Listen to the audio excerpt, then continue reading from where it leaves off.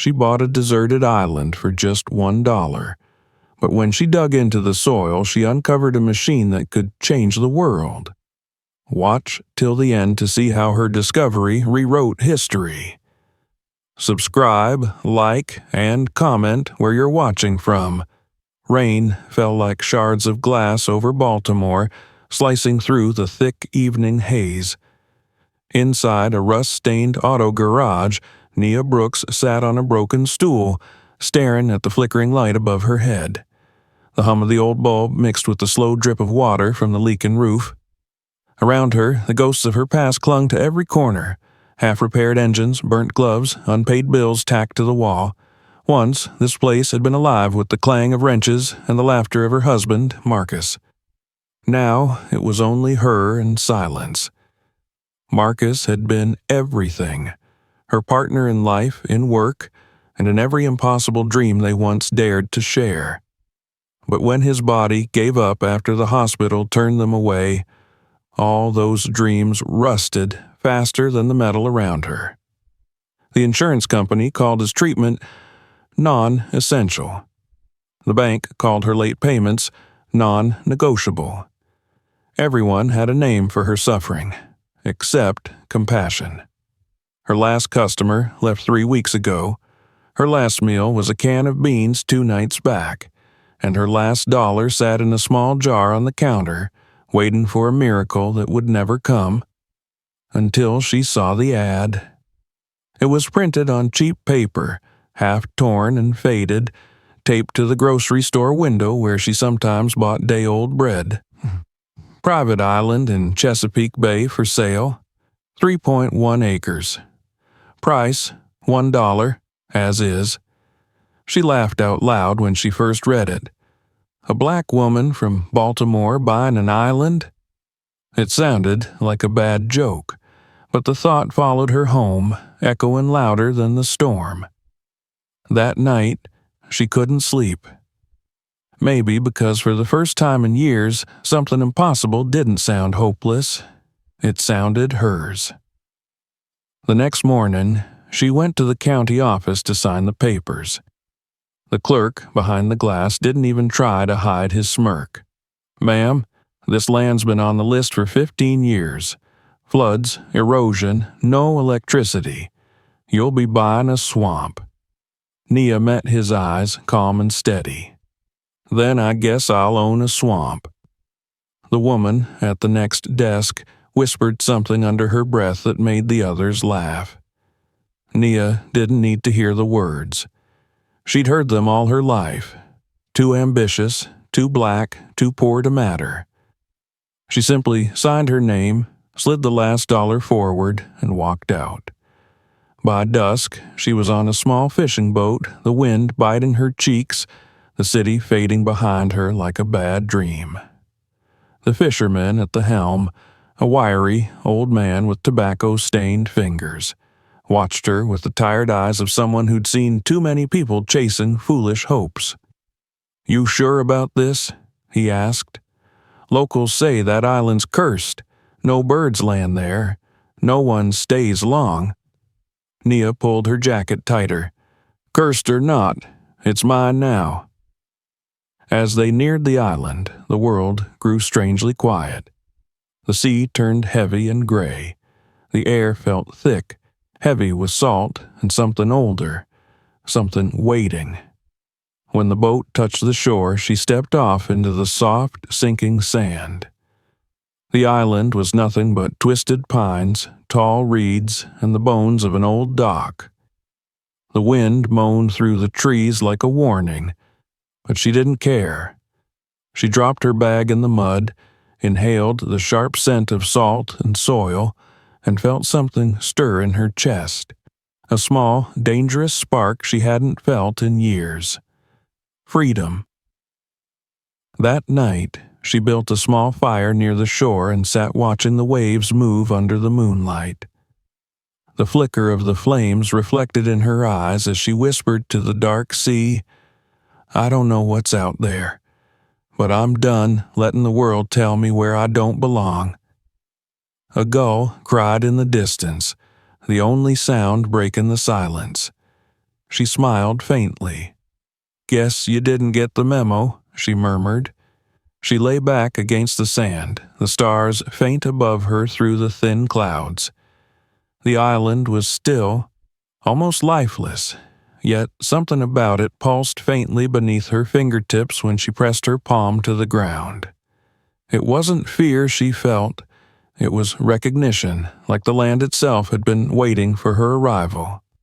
For the first time since Marcus's death, she fell asleep not in despair, but in the strange calm of belonging somewhere that no one else wanted.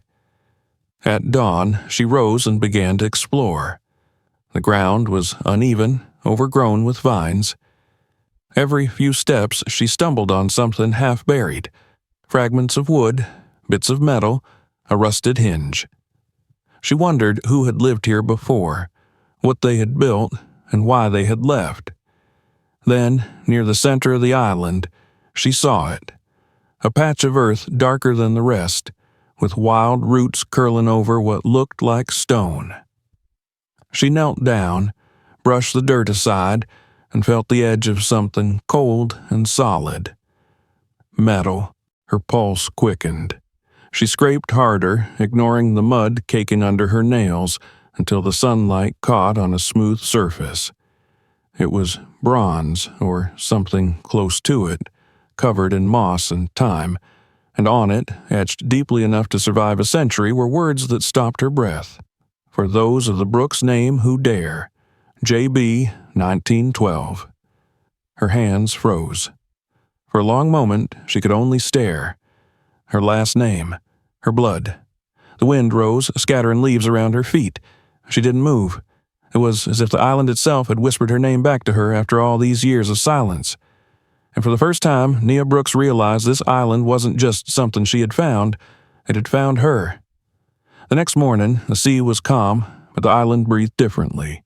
The wind no longer howled, it hummed, as if something beneath the soil had begun to stir. Nia Brooks stood barefoot on the damp ground, the bronze plaque glinting weakly in the pale sunlight before her. The engraving. For those of the Brooks name who dare. J.B. 1912. Still shimmered under the thin film of water left by last night's rain.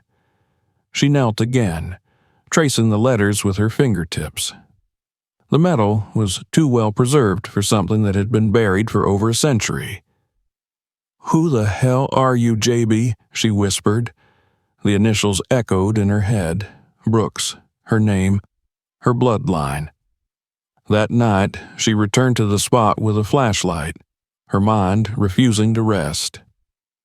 The world had taken everything from her, her husband, her home, her business, but this felt different. It felt like a hand reaching out from history, pulling her toward something meant only for her. She began digging. The earth was stubborn, heavy with roots and clay, but Nia was no stranger to hard work. Her palms blistered quickly, but she kept going, sweat running into her eyes until the shovel struck something solid again. A hollow clang. Her breath caught. She brushed away the soil and uncovered a small glass bottle, its surface clouded with age, sealed with wax. Inside, curled like a sleeping animal, was a sheet of yellowed paper. Her hands trembled as she pried it open. The cork gave way with a dry pop, and the smell of salt and thyme escaped. She unrolled the note carefully, using the faint light of the moon. The ink had faded to a brown ghost of its former self, but the handwriting, elegant, steady, was still clear enough to read. To the one who bears my name, if you're reading this, then time has kept my secret longer than I ever hoped. I am James Brooks, engineer, dreamer, and fool. I built something here, something they were not ready to see. They called me a liar, a thief, a danger to the nation, but I was only a man who listened to the sea. Nia stopped breathing. Her eyes darted down the page, every word drawing her deeper. They took my designs, my name, and my voice, but not my creation. I buried it beneath this island, the heart that draws power from the rhythm of the tides. The world will mock it, as they mocked me, but the sea does not lie. One day, someone of my blood will find this place and understand. Do not fear them when they come. They will come, always. Protect the heart, and it will protect you. At the bottom, in sharp, deliberate ink, were the initials J.B., 1912. Nia folded the letter against her chest. For a long moment, she didn't move. The waves whispered at the shore like distant voices. She wasn't the kind of woman to believe in fate. Life had never given her that luxury, but this felt personal. The next morning, she went back with tools, a rusted spade, a hammer, and a small pry bar. She began clearing the area around the plaque, uncovering a pattern of old stones beneath the soil. The arrangement wasn't random. It was a ring, stones laid by hand, carefully aligned around a flat central slab. It wasn't just a marker, it was a seal. Hours passed. Her shoulders ached, but she didn't stop. As the last stone gave way, she saw it, a smooth slab of concrete with a metal handle rusted into its center. The handle was engraved with the same initials, J.B. Her breath grew shallow. She tugged at it, but it wouldn't budge. She poured water along the edges, worked her fingers under the metal, and tried again. It shifted slightly, releasing a sound like a sigh from deep underground. A rush of cold air escaped, smelling of salt and iron. Beneath her feet, the ground trembled faintly. She staggered back, staring at the dark gap that had opened. It wasn't just a pit, it was a passage descending into the heart of the island. Her flashlight beam cut through the darkness. The narrow stone steps disappeared into blackness, slick with moss and time. For a moment, fear rooted her in place. The rational part of her mind screamed, "Don't." She was alone on an uncharted island, miles from anyone who would come looking. But another voice, a quieter, older one, murmured from inside her. He said to protect the heart. That night, she sat beside the open passage, staring into it.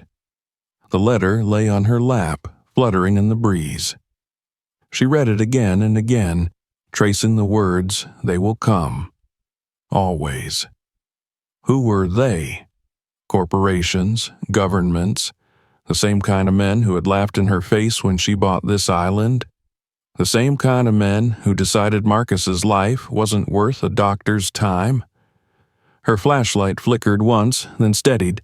She leaned forward, shining it into the gap. Something metallic glimmered far below, too deliberate to be natural. She exhaled slowly. "All right, James," she whispered into the dark. "Let's see what you left for us." She tied her rope around a nearby tree, tested its strength, and lowered herself into the passage. The air grew colder with each step. The smell of the sea deepened, heavy and alive. When her boots finally touched solid ground again, the beam of her light revealed a tunnel. Arched walls of concrete lined with pipes and rivets, all too advanced for 1912. She turned slowly, light sweeping across the curved wall, then froze. There, etched into the cement, were words carved by hand. "The sea remembers what men forget." And below it, a faint arrow pointing deeper into the tunnel. Nia tightened her grip on the flashlight, her heart hammering. Every instinct told her to go back. But she'd already lived half her life running from pain, from failure, from the world that refused to see her. Not this time. She followed the arrow. The tunnel led to a small door of corroded steel, bolted shut.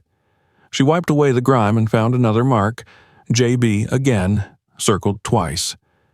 Beneath it, scratched faintly into the metal, was a date. March 8th, 1912.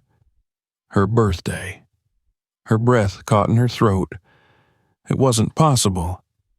And yet, something in her blood recognized the rhythm of this place, like a song she'd always known, but forgotten the melody to. She stepped closer, laid her hand on the door, and whispered, "You knew I'd find you, didn't you?" For a moment, the silence of the island answered. Then, somewhere in the dark, came the faintest echo, like machinery breathing after a century of sleep. Nia looked back once, toward the faint circle of daylight far above her. Then she whispered to herself, "I'm not leaving until I know what you built." And with one hard pull, she unlatched the door and stepped inside. The air inside was still, heavy with the scent of salt and metal. Nia's flashlight sliced through the darkness, catching on curved walls lined with old copper pipes and glass conduits that looked more like veins than machinery. Everything was too precise, too advanced for its time. Her boots echoed softly against the concrete floor, the sound swallowed by the stillness that surrounded her. She whispered to herself, "James, what the hell did you build?" The deeper she walked, the colder it became. Condensation rolled down the walls in thick beads, and the faint hum beneath her feet grew steadier, like a distant heartbeat buried in the earth. The tunnel opened into a wide chamber carved into the rock. She stopped at the threshold and stared in disbelief. At the center of the room stood a machine. Massive, elegant, impossible. It was made of brass, steel, and glass, shaped like a great heart bound in copper ribs. Spiraled coils twisted from its sides into the ground and walls. A large glass core sat in the middle, empty but surrounded by faint blue residue that glowed under her light. Dust covered everything except a narrow path to the control panel, where someone's footprints, smaller than hers, were still faintly visible, preserved in the grime. Her breath caught. It couldn't be. A century had passed. She walked closer, brushing her hand across the control panel. It was engraved with intricate markings and switches labeled in handwriting, not machine print. She found a brass plate near the base, hydro-resonant engine, property of James Brooks, 1912. Her knees weakened, the world around her tilted. All her life, people had called her name worthless. Now, here it was, carved into history. She turned on her flashlight's strongest beam and looked around the walls. Shelves lined with sealed glass jars, notebooks, and tools surrounded the chamber. In one corner stood a metal locker. She pried it open. Inside were sealed envelopes, schematics, and another note marked with the same initials, J.B. Her fingers shook as she unfolded the paper. "To the one who bears my name. If you are reading this, then you have found what they could not destroy. This machine is not a weapon, though they feared it as one. It listens to the ocean and converts its rhythm into endless energy. No smoke, no waste, only motion feeding motion. I called it the heart because that is what it became to me. They took my patents, my reputation, and called me mad. But the sea cannot be silenced, and neither can truth. One day, our blood will answer its call again. Finish what I began." Nia pressed the note against her chest. Her eyes stung, but she didn't cry. Not yet. Instead, she looked at the massive machine again, the way its coiled tubes curved into the ground, the way its metal frame seemed to breathe with the damp rhythm of the island. Something deep inside her clicked into place. She had spent her whole life repairing broken engines, coaxing life back into things everyone else had given up on, and now the world had left her another broken thing, something it had once stolen from her family. She pulled her tools from her backpack and began to work. The hours bled into each other. She cleaned the copper coils, replaced cracked tubing with rubber seals from her bag, tightened bolts with calloused hands that had built and rebuilt 100 motors before this one. The machine fought her at every turn, wires too corroded, screws fused by rust. But she knew this language. Every sound, every vibration spoke to her like an old friend. When she pried open a small hatch near the base, she found something she didn't expect. A sealed compartment filled with what looked like old batteries, long dead, but beneath them lay a cylinder of polished steel engraved with words that made her heart pound. Primary cell. Hydrocore. Handle with care. Her flashlight flickered as she lifted it. It was heavy, dense, and cold. At one end was a glass node filled with faintly shimmering blue fluid. It pulsed, faintly but unmistakably. The heart still lived. Nia carefully slid it into the main chamber at the machine's core. The mechanism accepted it like a key fitting its lock. There was a faint metallic click, followed by silence. Then the floor beneath her feet vibrated. She stepped back, heart racing. The glass cylinder in the center began to fill with light, blue and deep as the sea. The copper ribs trembled, dust falling like snow as a low hum grew from within the machine. It was alive. Nia stumbled back against the wall as the light expanded, flooding the room with a soft glow that danced across the damp surfaces. The vibration spread through the floor, up the tunnel, out into the island above. She could feel it in her bones, a slow, steady rhythm that matched her heartbeat. And then, silence. The glow faded to a gentle pulse, like breath. Nia stood frozen, staring at the impossible machine. Her skin prickled with the heat radiating from it. Every instinct screamed to turn it off, but she couldn't. She felt its presence, not threatening, but alive, listening, waiting. She approached again, whispering, "You're not just a machine, are you?" The light within the core pulsed once, faintly, in answer. Her throat tightened. For the first time in years, she felt something like awe. She climbed the stairs back toward the surface, each step echoing with the hum beneath her. When she emerged into the daylight, the air seemed different, charged, vibrant. The island itself seemed to breathe. Down by the shore, the tide lapped higher than before, swirling in perfect rhythm with the faint throb she still felt under her boots. She turned and looked back towards the center of the island. The ground shimmered faintly with a soft blue glow that rose through the soil, visible even in the daylight. The heart was awake. She whispered to the wind, "We did it, James. We brought you back."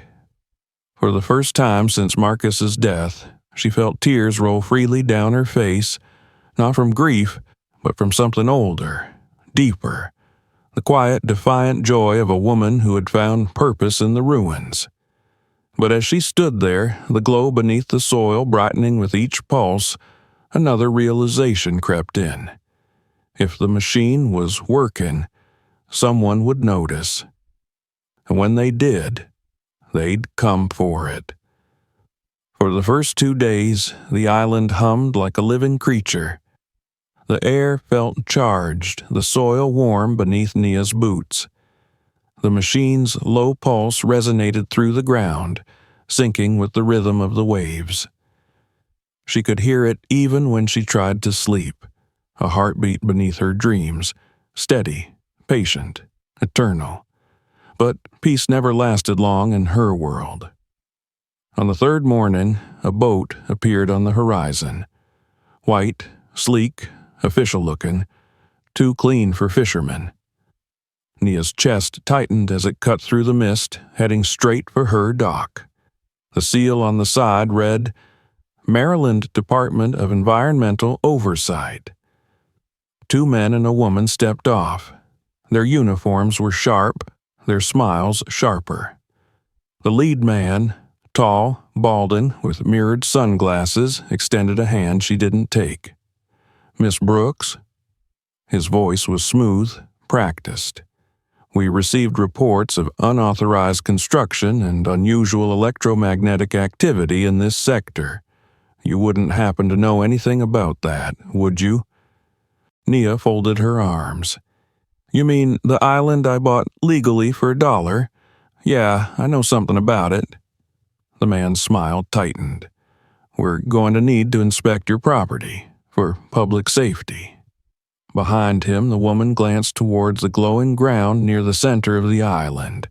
Even in daylight, the faint blue shimmer was visible, seeping through cracks in the dirt. Her voice dropped to a whisper. "Sir, look." The man adjusted his glasses, the lenses catching the reflection of the glow. His jaw stiffened. "Well, that's certainly interesting." He turned back to Nia, and the warmth in his tone was gone. "We'll need you to step aside, ma'am. This area is now under state jurisdiction." Nia's heart thudded. "No, it's not. I have the deed. It's mine." He gave a small, humorless laugh. "The deed covers surface rights. Subterranean and energy resources belong to the state. You didn't think you owned what's under the island, did you?" The words hit like a slap. She stared at him, speechless for a moment, rage and disbelief choking her. "You're out of your mind. You think you can just walk in and take what you want because it's the law," he interrupted smoothly. "Now please, don't make this difficult." The other two officials began unloading equipment. Scanners, cameras, sealed containers. They moved with quiet efficiency, as if they'd done this 100 times before. Nia stepped in front of them. "You're not touching anything. You don't even know what it is." The woman looked up from her device, her expression flat. "Then why don't you tell us?" Nia hesitated. She could have lied, but something inside her rebelled at the thought. "It's a machine. My ancestor built it, over 100 years ago." The man with the glasses laughed softly, patronizingly. 100 years ago? That's cute. Miss Brooks, we're not here to debate family legends." He waved toward the glowing soil. "We're here to contain a potential environmental hazard. Whatever you think you found, it's not safe." Nia clenched her fists. "You mean it's not yours?" He stepped closer, lowering his voice. "Look, lady, you're lucky we don't have you arrested for tampering with restricted energy signatures. You want to cooperate? Fine. We'll list you as a witness. But if you keep interfering, I'll have no choice but to—" "Do what?" she cut in, fire in her eyes. "Call the same system that let men like you steal from men like him?" He blinked. "Excuse me?"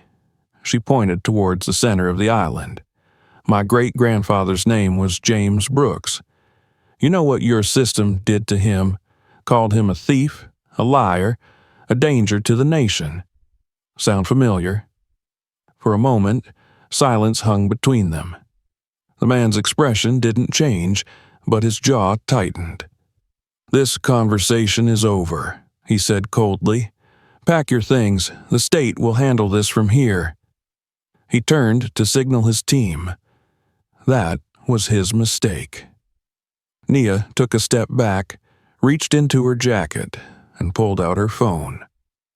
"You think I'm stupid enough to deal with you off the record?" she said. "We're live." The woman's head snapped up. "What?" Nia held the phone high, camera flashing red. "You're on camera, all of you. Tell the world why 3 government agents are trying to steal from a black woman on land she legally owns." The man's composure cracked for the first time. "Miss Brooks?" "No," she cut him off. "Say it. Say that everything under my feet is mine until you decide it isn't." He raised a hand toward her, trying to block the camera, but she stepped back, voice rising. "You came here thinking you could silence me. You thought I'd be scared. You thought I'd roll over like he did when they took his name. But you're a century too late." The blue glow behind her intensified, as if the machine below could sense her fury. The ground hummed louder. The air pulsed. "Shut that off," the woman barked, fumbling with her radio. "We're getting interference." But the radio squealed with static, then went dead. Their equipment lights flickered one by one. The man turned to his team, panic creeping into his tone. "Get the samples and go now." They scrambled toward their boat. Nia watched them retreat through the haze, the camera still rolling, her breath heavy, heart pounding. As the boat sped away, she slowly lowered the phone and looked back at the glowing earth. Her knees weakened. She sank to the ground, the adrenaline fading into tremors. She'd done it. Stood her ground, defied them. But deep down she knew this wasn't over. If they'd sent a small team now, a bigger one would follow. She opened her phone again, her thumb hovering over the contact list. There was one name she'd saved months ago, Ava Carter, a young independent journalist she'd met online. Ava wrote about forgotten black inventors, erased histories, silenced voices. Nia hesitated only a second, then hit call. The line clicked. "Hello?" a bright voice answered. "Ava, this is Nia Brooks. I found something and they're trying to take it." "What kind of something?" Nia looked toward the glowing center of the island. Something that can change everything. When Ava arrived 2 days later, she brought more than cameras. She brought a story, one the world was hungry for. Nia led her down into the underground chamber where the machine's heart pulsed softly, casting ripples of blue light across the walls. Ava stood frozen, her mouth open. "My God," she whispered, "it's beautiful." Nia placed a hand on the copper frame. They called him a liar. Now they'll see. Ava filmed everything, the letters, the schematics, the machine, and Nia's trembling hands as she spoke. Her words weren't rehearsed. They poured out raw, honest, defiant. This machine was built by a black man named James Brooks in 1912. He created a clean energy source 100 years before the world was ready to hear it. They stole his work, erased his name, and buried the truth under this island. I'm his blood, and I'm not letting them bury him again. The next morning, the video went live. By noon, it had over 1 million views. By nightfall, the world was watching. By dawn, the island was no longer silent. It vibrated with life, the soft, rhythmic hum of the machine below echoing through the soil, the gentle murmur of waves responding to its pulse. The heart, as James Brooks had named it, was awake, breathing in sync with the ocean itself. Nia Brooks stood on the shore, watching the rising sun cast gold across the water. She hadn't slept in 2 days. Every hour since Ava Carter's video went live had been a blur of calls, interviews, and voices she didn't recognize. The world wanted a piece of her now, the woman who uncovered the forgotten genius of the Chesapeake. But Nia didn't care about the cameras or the headlines. All she cared about was the machine and protecting it. She turned at the sound of Ava's footsteps behind her. The young journalist carried a satellite phone and a small notepad. Her hair was tangled by the sea wind, her eyes bright from sleepless excitement. "It's everywhere," Ava said breathlessly. CNN, BBC, even Al Jazeera picked it up. Hashtags, debates, people digging through archives. They found James Brooks' name in an old patent ledger, erased but traceable. Nia stared at the horizon. So it's real now. He's real again. "He always was," Ava said softly. But not everyone celebrated. Within hours of the story breaking, the same officials who had tried to silence her returned. This time not in a small boat, but with armed escorts and a sealed warrant. Helicopters circled above, their rotors churning the air like angry bees. On the beach, Nia stood firm as the lead agent stepped forward, holding a folder stamped Federal Energy Authority. "Miss Brooks," he called over the roar of the blades, "you are in possession of unregistered high-energy technology. We're taking custody of it immediately." Nia didn't move. "No, you're not." "Ma'am, this is a matter of national—" She cut him off. "You said the same thing to James Brooks 100 years ago. You called him dangerous, too." The agent's expression tightened. "We're not here to debate history." "Funny," she said. "History's all you've been stealing." The cameras were already rolling. Ava stood to the side, live-streaming every second. Hundreds of thousands were watching online, and they all saw it. The line of armed men facing a lone black woman standing in the wind, the island glowing faintly beneath her feet like something alive and holy. The agent took a step closer. "You don't understand what you're dealing with. That device could destabilize the coastline." Nia's eyes didn't flinch. "That machine runs cleaner than anything you've ever built. It doesn't destroy. It listens. You're just afraid of what it means if the world learns a black man did it first." The crowd of reporters murmured behind her. The agent's jaw clenched. "I'm warning you." "No," she said firmly, her voice cutting through the noise. "I'm warning you. This isn't yours to take anymore." At that moment, the earth beneath them gave a subtle tremor. The blue light beneath the soil flared, pulsing brighter, sinking with the crash of the waves. The heart was responding, not violently, but protectively, like an animal standing between its owner and danger. The hum grew louder, a living sound that seemed to vibrate through bone and air alike. The men froze, uncertainty flickering across their faces. One of them whispered, "What is that sound?" Nia turned towards the glow, her hand resting over the ground. "That's him," she said quietly. "That's James, and he's telling you to leave." The hum rose again, deep, resonant, powerful. The air itself seemed to shimmer with energy. The agents stepped back, shielding their faces from the sudden light bursting through the soil.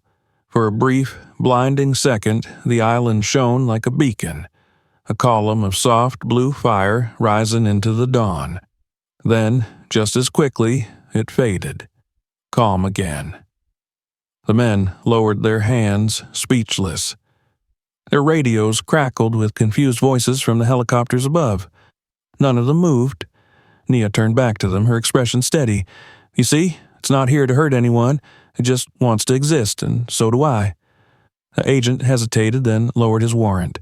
He wasn't a believer, not really, but something in her eyes, something in the quiet power of that moment broke through the machinery of procedure and authority. Without another word, he signaled his men to retreat.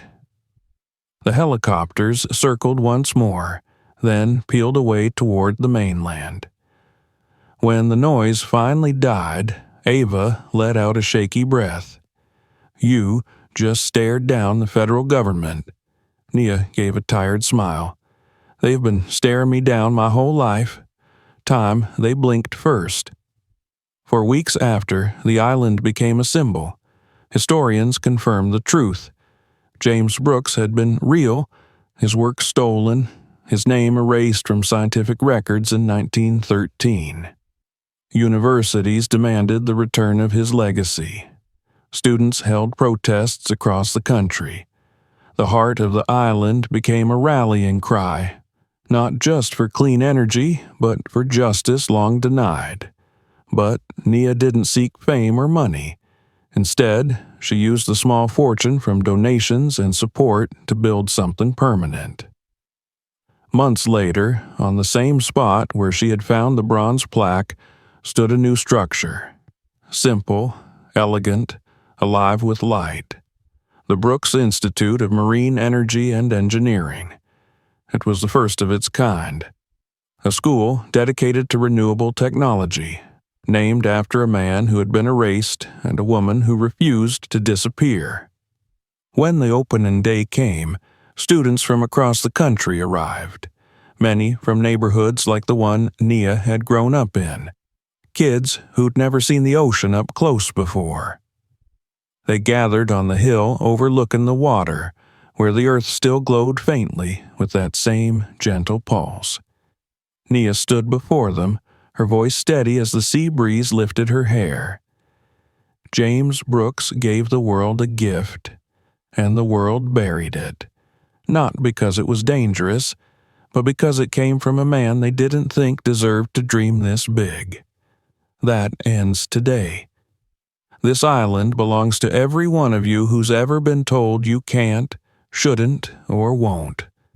The light under this ground isn't magic. It's proof. Proof that we've always been capable. She paused, looking out at the horizon, where the sea shimmered like glass. They tried to bury him, but they planted a seed instead. That night, when the crowd was gone and the stars rose high over the Chesapeake, Nia returned to the underground chamber one last time. The heart pulsed softly in the dark, steady and alive. She placed her hand against the glass and whispered, "We did it, James. You're free now." The light within the core brightened, glowing warm beneath her palm. For a moment, it felt like a heartbeat answering hers. Above her, the island shimmered faintly, casting soft blue light across the waves, a beacon seen for miles along the coast. And though governments, scientists, and historians would argue for years about what exactly she had found, one truth would remain untouched. Some lights cannot be taken. Some names cannot be erased. And some hearts never stop beating. The world tried to bury her ancestors' dream, but she brought it back to life. Now the island shines again, powered by truth and legacy. Share this story, subscribe for more hidden truths, and tell us where you're watching from.